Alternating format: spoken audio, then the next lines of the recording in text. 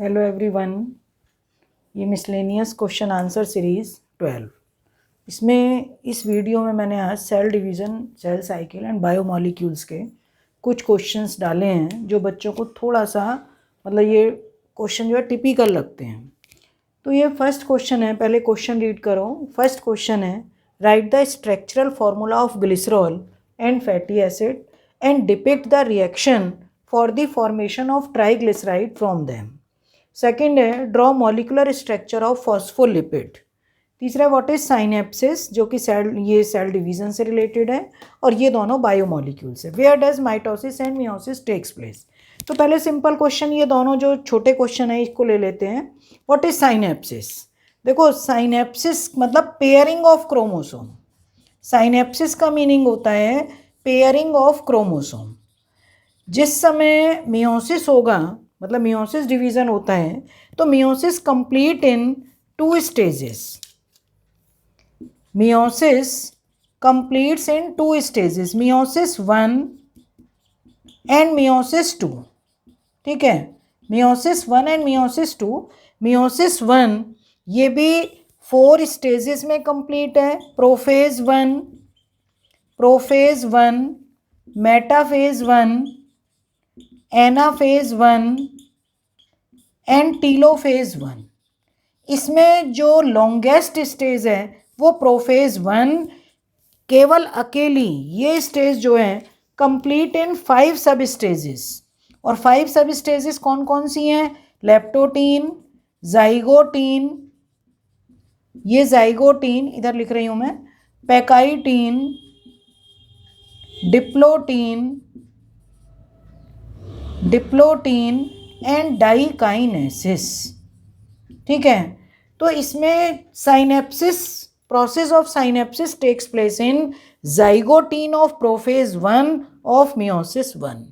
ठीक है, तो इसमें क्या होता है कि जो लेप्टोटीन स्टेज में ये क्रोमोसोम आए हैं, हम ये कहते हैं 50% क्रोमोसोम मदर की बॉडी से, 50% क्रोमोसोम फादर की बॉडी से। यहाँ मैंने 4 क्रोमोसोम लेके चले हैं। फादर की बॉडी से जो आए हैं उनको प्लस से रिप्रेजेंट करते हैं, मदर की बॉडी से आए हैं उनको माइनस स्ट्रेन से रिप्रेजेंट करते हैं। क्योंकि ये एक फ्यूज़न के बाद मेल गैमेट और फीमेल गैमेट का जब फ्यूज़न होता है तब ये जाइगोट है, क्योंकि मियोसिस हमेशा जो है वो डिप्लॉयड सेल्स में और रिप्रोडक्टिव सेल्स में होता है। तो यहाँ पर जब पेयरिंग होगा, pairing of chromosome occurs between 2 homologous chromosome. तो यहाँ होमोलॉगस क्या मान रहे हो? क्या दोनों माइनस स्ट्रेन होमोलॉगस हैं? क्या दोनों प्लस स्ट्रेन होमोलॉगस हैं? होमोलॉगस का मतलब जो मेल गैमेट और फीमेल गैमेट से, मान लो ह्यूमन के केस में मेल गैमेट से 23 आए, ओवा से 23 आए, तो जो क्रोमोसोम नंबर 1 स्पर्म का है वो क्रोमोसोम नंबर 1 ओवा के साथ आके वो क्लोज आ जाएगा, और क्लोज आके पेयरिंग करेगा। Pairing of chromosome is known as synapsis. Homologous का ध्यान रखना, बच्चों को होमोलॉगस का थोड़ा पता नहीं रहता है। होमोलॉगस का मतलब जो लेंथ में, कैरेक्टर में जो क्रोमोसोम मतलब जो क्रोमोसोम है वो सिमिलर है। तो स्पर्म का क्रोमोसोम नंबर 1 ओवा के क्रोमोसोम नंबर 1 से, 2 क्रोमोसोम उसके 2 नंबर से, तो ऐसे करके 23 पेयर बनेंगे। और पेयरिंग जो प्रोसेस होती है वो जाइगोटीन में, pairing of chromosome is called synapsis. Next question है, where does mitosis and meiosis takes place. जो माइटोसिस होता है, mitosis takes place in either haploid और डिप्लॉइड। मतलब ये दोनों टाइप की सेल्स में हो सकता है, चाहे तो हैप्लॉइड मदर सेल है, मतलब एक्स मदर सेल, और चाहे ये डिप्लॉइड मदर सेल। क्यों? क्योंकि इनसे जो डॉटर सेल बनेंगी, माइटोसिस में 2 डॉटर सेल्स बनेंगी, दोनों में क्रोमोसोम नंबर सेम होंगे as that of mother cell. Homotypic cell division mitosis को बोला गया है। और जो जितने भी ग्रोइंग पार्ट हैं, जैसे मान लो छोटा बच्चा है, धीरे धीरे ग्रो कर रहा है, उसके बॉडी पार्ट, पैर लंबे हो रहे हैं, हाथ लंबे हो रहे हैं, तो उनकी सेल्स में डिवीजन जो होगा, सोमेटिक सेल्स में डिवीजन माइटोसिस ही तो चल रहा है। तुम अपने प्लांट्स को देखो, घर में प्लांट है, एक छोटी सी लीफ निकली, धीरे धीरे लीफ ग्रो करके बड़ी हो रही है, माइटोसिस ही तो हो रहा है। प्लांट्स हाइट में बढ़ रहा है, माइटोसिस। पर जो रिप्रोडक्टिव पार्ट है फ्लोरल के एक फ्लावर के 4 पार्ट होते हैं, कैलिक्स, कोरोला, एंड्रोशियम, गाइनोशियम। तो एंड्रोशियम और गाइनोशियम दोनों रिप्रोडक्टिव पार्ट हैं, वहाँ पर मियोसिस होगा। ह्यूमन के केस में reproductive part testis and ovary है, वहाँ मियोसिस होगा। तो meiosis takes place only in diploid cells and in reproductive cells. ठीक है, जैसे मैं ये कह दूँ माइक्रोस्पोरेंजियम, मेगास्पोरेंजियम, यहाँ पर ग्रोइंग सेल्स में मोस्ट जो इम्पॉर्टेंट क्वेश्चन है कि अनियन है। अनियन को तुम नीचे रूट्स निकल रही हैं या वैसे भी तुम पानी के एक छोटे से बर्तन में रख दो, नीचे का हिस्सा डूबा रहेगा, कुछ टाइम के बाद देखो कितनी रूट्स निकल आएंगी। और रूट टिप में जब इसका सेक्शन काट के देखोगे, प्रैक्टिकल में भी है, तो सारी स्टेजेस दिखाई देंगी, प्रोफेज, मेटाफेज, एनाफेज, टीलोफेज। ठीक है, तो ये अनियन रूट कौन सा डिवीजन? माइटोसिस। अब ये 2 क्वेश्चन पूरे हो गए हैं। अब हम लेते हैं फर्स्ट क्वेश्चन, क्योंकि जब फर्स्ट समझ में आ जाएगा तो जो सेकंड है तो ये इजी पड़ जाएगा। इसमें फर्स्ट क्वेश्चन है structure formula of glycerol. Glycerol का स्ट्रक्चर फॉर्मूला है CH2OH, CHOH, OH और CH2OH।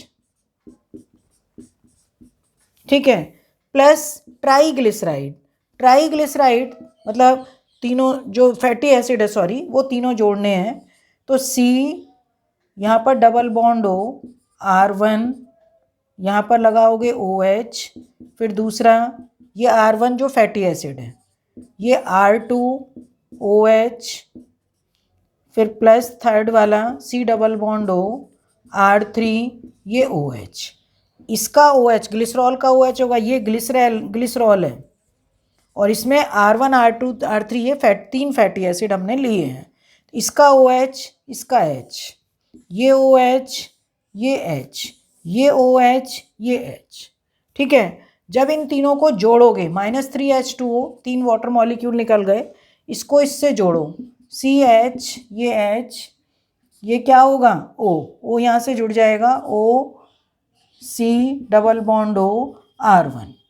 NCERT वालों ने सेकेंड वाले पोर्शन में इस चीज़ को इधर ले आए हैं, तो ये CH और इधर क्या क्या लेकर आए हैं वो, भाई CH तो इधर आ गया, इधर लेकर आए हैं OC, जैसे इसमें होता है डबल बॉन्ड O, ये R2 NCERT का जो है वो इधर ले आए हैं। फिर तीसरा जोड़ दो C, और इधर क्या होगा, ये H, ये भी H, O C double bond R3। तो ये क्या है हमारे पास, depict the reaction for the formation of triglyceride from them. तो ये जो स्ट्रक्चर बना, ये एक स्ट्रक्चर ट्राईग्लिसराइड का है। ध्यान रखना, बहुत इंपॉर्टेंट क्वेश्चन है ये, मतलब टीचर्स ज़्यादातर ये ट्राईग्लिसराइड का डाल ही देते हैं। अब इनमें इन्होंने क्या किया है, NCERT में देखो दे रखा है ये,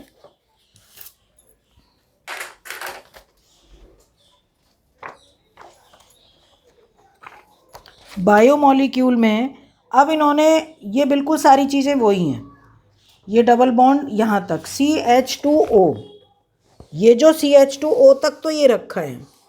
फिर उसके बाद जो इन्होंने है C double bond O R3, इसको हटा दिया और इसकी जगह रिप्लेस करके, ये मैं अगले क्वेश्चन का आंसर बता रही हूँ, इस जो ये अभी रखा है इन्होंने डबल बॉन्ड O R3 की जगह रिप्लेस करके क्या जोड़ा है, यहाँ पर जो जोड़ा है इससे फॉस्फेट H3PO4 जोड़ते हैं, तो P double bond O OH, और यहाँ भी OH होगा, भाई यहाँ भी H3PO4 में यहाँ भी OH होगा।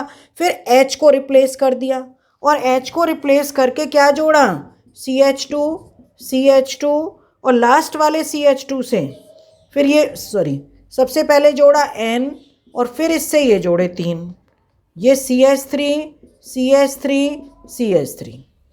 कितना सिंपल स्ट्रक्चर।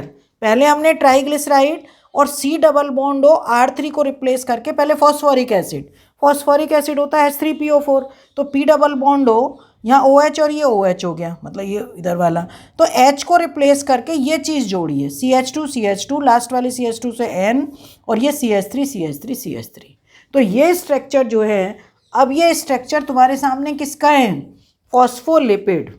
यहाँ पर दे रखा है ये फॉस्फोलिपिड, और फॉस्फोलिपिड क्या है, लेसिथिन। फॉस्फोलिपिड क्या है, लेसिथिन। तो ये सबको समझ में आ गया होगा, और इजी तरीका मैंने तुम्हें बता दिया है। ठीक है बेटा, ओके।